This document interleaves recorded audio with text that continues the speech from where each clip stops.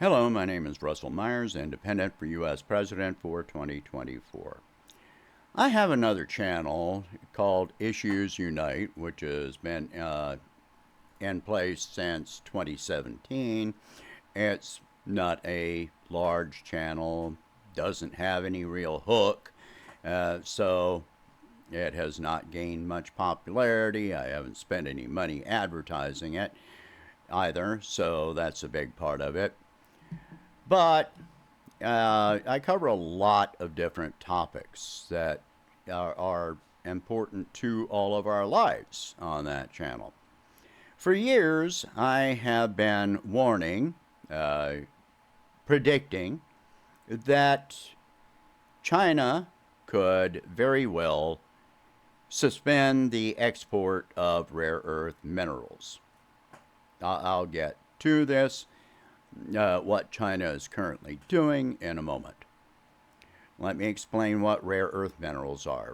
Some rare earth minerals are used in medicine, and they're highly important for that.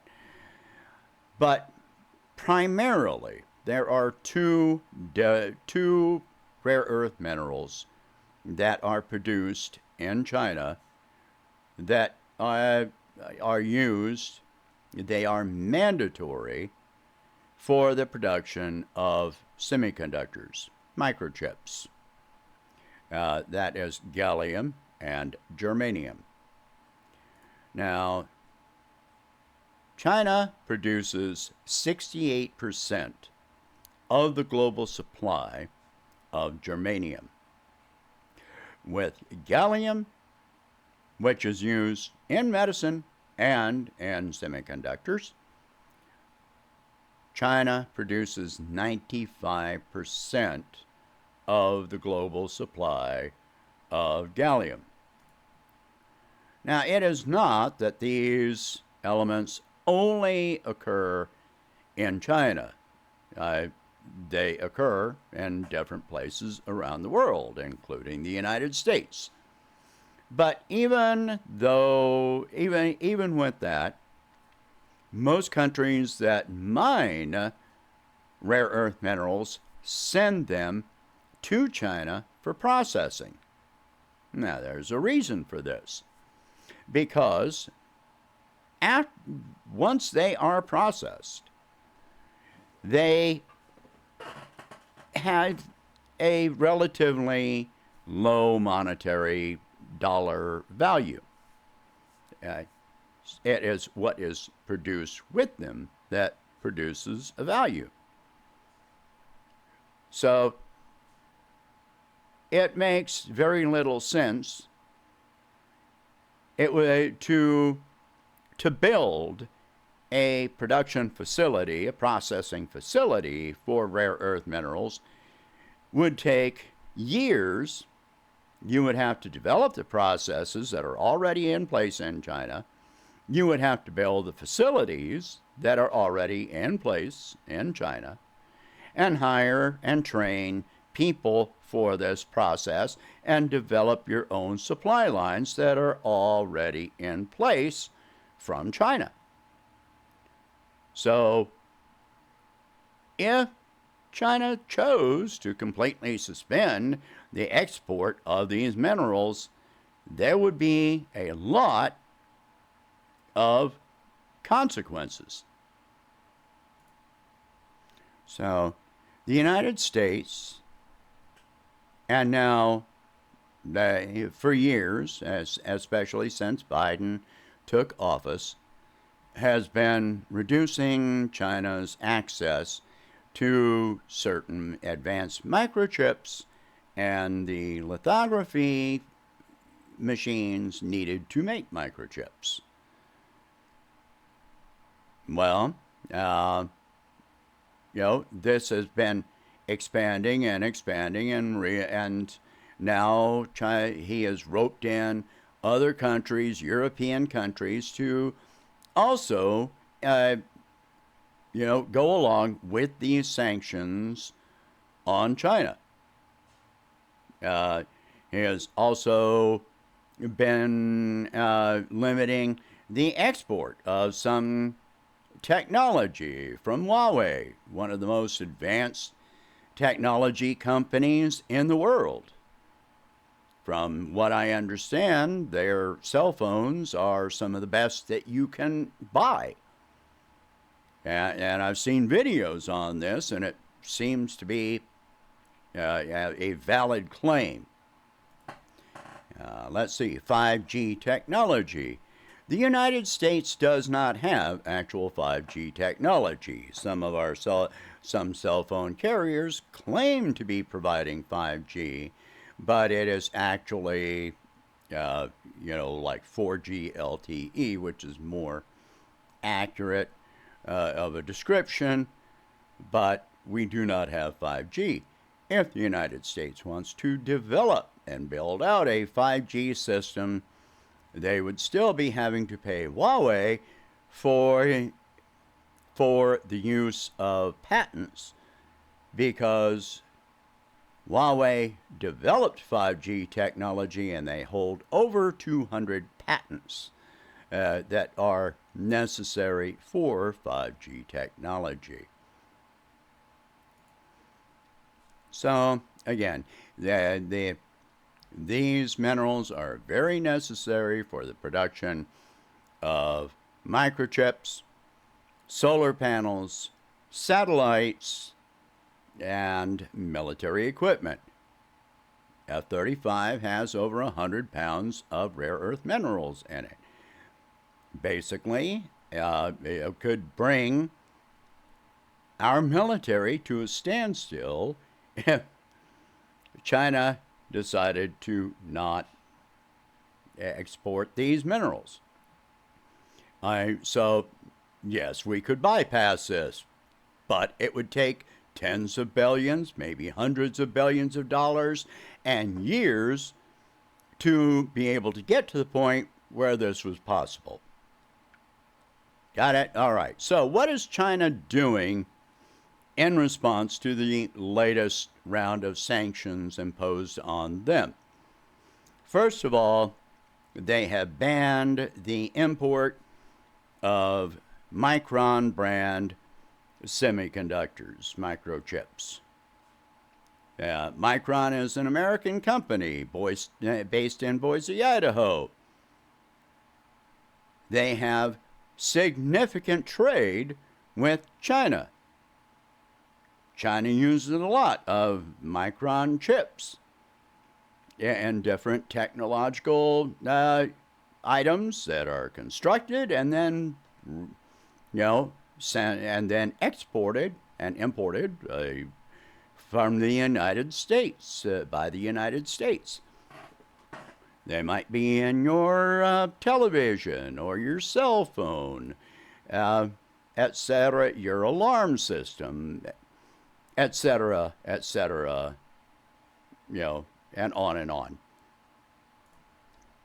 So Micron Semiconductor is going to take a significant financial loss on this. How much, I don't know. But the biggest step that they are taking right now is that they have set up a system whereby any producer in China of these minerals, germanium and gallium, before exporting any amount of it anywhere, it has to go through the security services of China. So they can reject any export shipment if it is being sent out to the United States for the production of military equipment that could be used against China. It will be rejected. If it goes to another country that produces any kind of equipment that is used in U.S. or European military equipment, it can be rejected. Who knows? They could reject shipments to Micron Semiconductor. seems likely, doesn't it? They can. And by the way, something that you have to think about is that Taiwan imports all of their gallium and germanium that is used in the production of microchips from mainland China. Taiwan does not have their own source of these two minerals. And I'll bring up again the fact that Taiwan is part of China. But China does not need to invade Taiwan. I've pointed this out on numerous occasions, that all China has to do is suspend any exports going to Taiwan, including rare earth minerals. And no rare earth minerals, Taiwan Semiconductor ceases to exist, period. Their economy, the semiconductor industry in Taiwan is the main driver of their entire economy.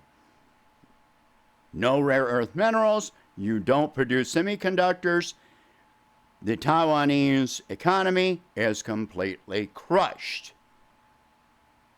This is one reason I have pointed out that most Taiwanese people have no desire to secede from China. They do not want to secede from China.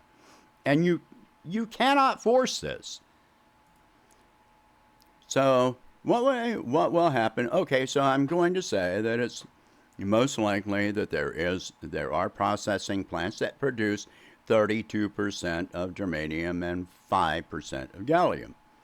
You're not going to even be able to expand those facilities significantly without major investment and years of construction and training and hiring people, training people, paying people.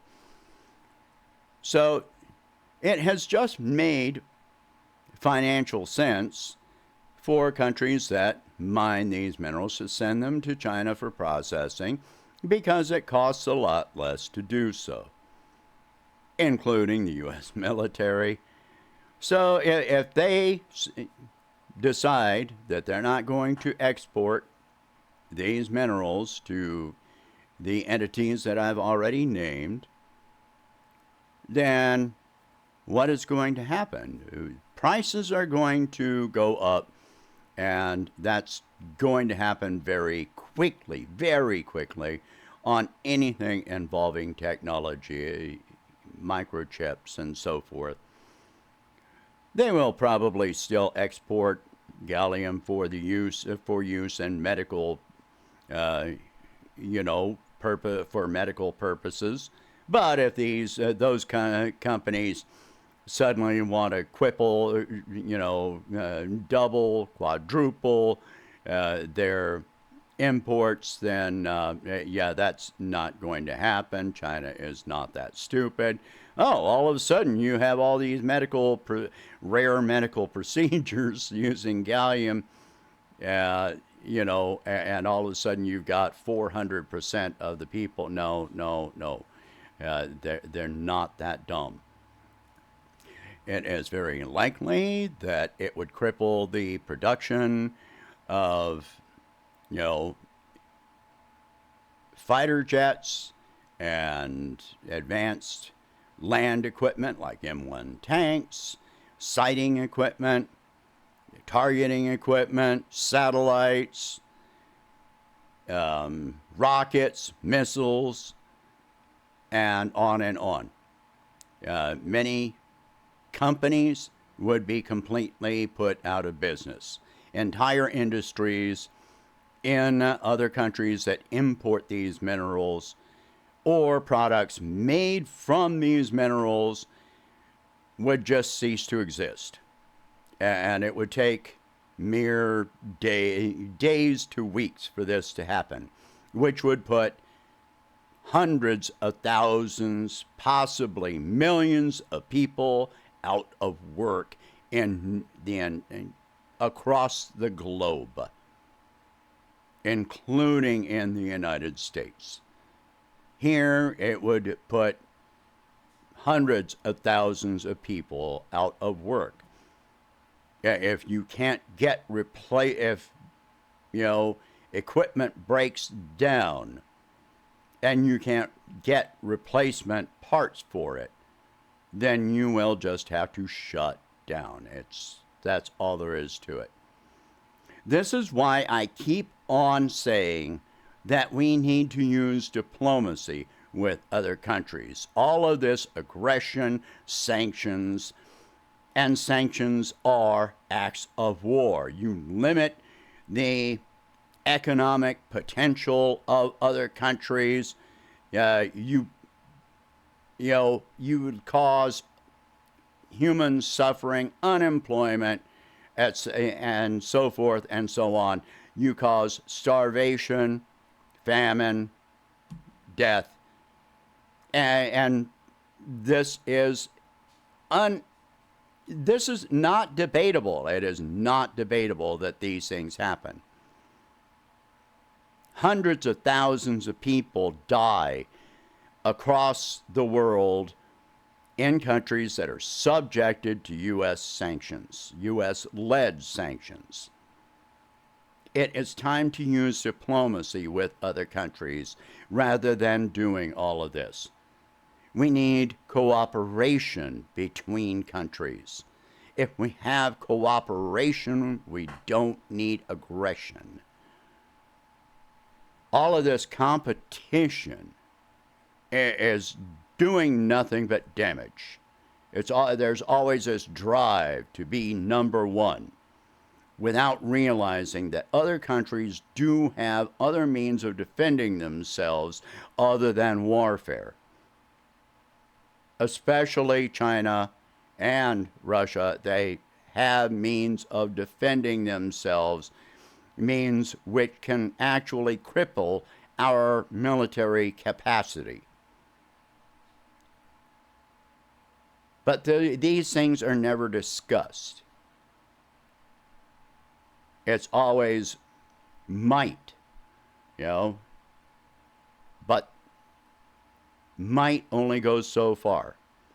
It's like the schoolyard bully. Sooner or later, the victims of the bully gang up and turn around and take the bully down. So again, we need cooperation, we need diplomacy, which negates the need for all of this aggression. All right, so share this video. Talk about these subjects. If you can afford it, please donate whatever you can to help expand my campaign. Things are heating up. More people are declaring their campaigns, and I need to get my name out there more. So, thank you very much for watching. I hope you have a good day.